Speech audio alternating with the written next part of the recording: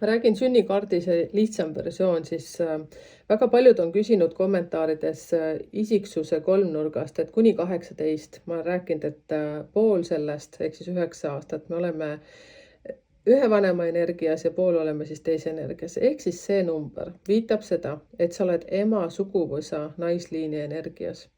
Ehk siis selle kliendi puhul, näete siit isegi nool viitab sellele, et see läheb pooleks, oled sa sünnist kuni 9 aastani ema suguvõsa ja naisliini energias. Ja siit järgmine pool on siis isa suguvõsa ja meesliini energias. On siis siin.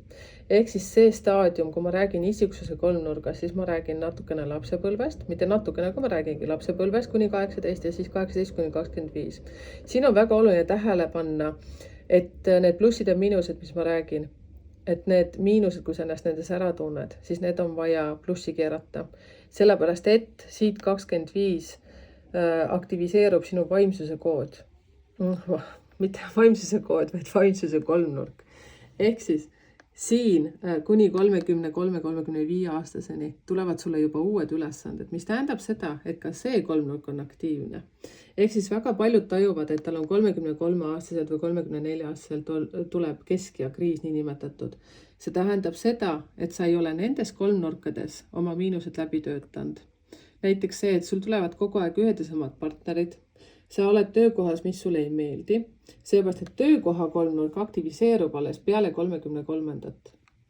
See ei tähenda seda, et sa töötu oled selles aja jooksul ajaliinis. Ma ei oska seda ütelda paremini teile, aga seda küll te aru saate. Aga see, et need miinused on oluliselt plussiks keerata. Vot. Ja kui sa tahad rohkem teada, siis YouTube'is on väga palju lisamaterjali olemas. Et käia kuula. Ja kui sa leiad sealt väga palju olulist informatsiooni, mida saad teistega jagada, siis tee seda.